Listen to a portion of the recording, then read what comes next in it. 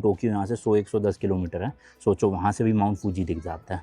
अब हाइट तो अच्छी खासी है माउंट फूजी की, बट वही प्रॉब्लम है बादलों की सारी। जब तक वेदर क्लियर नहीं तब तक आप देख नहीं पाओगे। ओ भाई हिलने लगे हैं बादल, देखो थोड़े थोड़े टॉप का व्यू आने लग गया पूरा।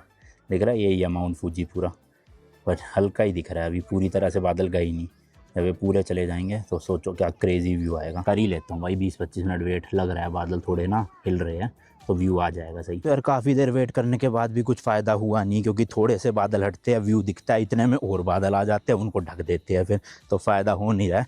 15-20 मिनट वेट कर लिया। खैर छोड़ो, माउंट फूजी के बारे में थोड़ी सी बातचीत कर लेते हैं। माउंट फूजी ना पूरे जापान का सबसे हाईएस्ट माउंटेन है। हाइट की बात करें तो अराउंड 3776 मीटर टॉल है, और ये फॉर्म हुआ था 286 BCE में एक अर्थक्वेक के कारण। ऑल्सो मैं बता ही चुका हूँ आपको कि माउंट फूजी ना एक एक्टिव वोल्केनो है। जी हाँ भाई, ये अभी भी एक्टिव है। अभी ये लास्ट टाइम वैसे आज से अराउंड 300 साल पहले जो है वो इरप्ट हुआ था। 16 दिसंबर 1707 में शुरू हुआ था, और अगले 16 दिन तक भाई जो है ये इरप्ट होता गया, यानी कि फटा था। और रिसर्चर्स ऐसा कहते हैं कि आने वाले कुछ सालों में शायद ये फिर से फटेगा, बट इतना ज़्यादा ना डिस्ट्रक्शन नहीं करेगा ये, क्योंकि इसका जो लावा है ना वो ऐसे फटके ना उछल के, मतलब कूद के समझ रहे हो, फैलता नहीं है, स्लोली निकलता है। बट फिर भी खतरा तो है, और स्पेशली टोक्यो भी आसपास ही, आपको बताया मैंने 100 किलोमीटर की रेंज में, तो वहाँ पे भी खतरा हो सकता है ये जब भी फटेगा। अब वैसे तो माउंट फूजी की एज जो है ना वो डिस्प्यूटेड टॉपिक है, बट कुछ लोग मानते हैं कि 25 मिलियन साल पहले ये बना था, एंड फर्स्ट टाइम 7 लाख साल पहले जो है वो इरोजन हुआ था यहाँ पे। और जो मैंने आपको बताया था ना कि माउंट फूजी के अराउंड 5 लेक है, वो 5 लेक भी जो लावा निकला था ना उन्हीं के थ्रू जो है वो बनी थी, जिसमें से एक लेक कावागुची को भी है जो सबसे लोएस्ट हाइट पे है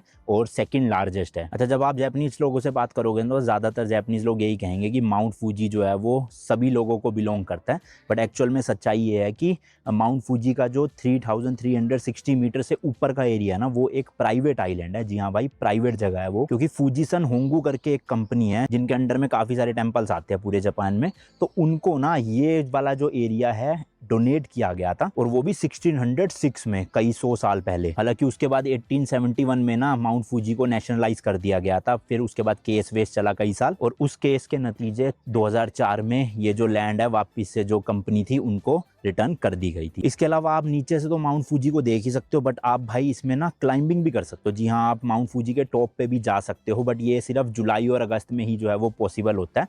और ऊपर जाके जो सबमिट पॉइंट है ना वहाँ पे भाई आप शादी भी कर सकते हो। जी हाँ, बट कुछ लिमिटेड लोगों के लिए ही साल में रिजर्व रहता है, मतलब आपको बुकिंग करनी पड़ती होगी, ऐसा नहीं कि सीधा जाओ और शादी कर लो।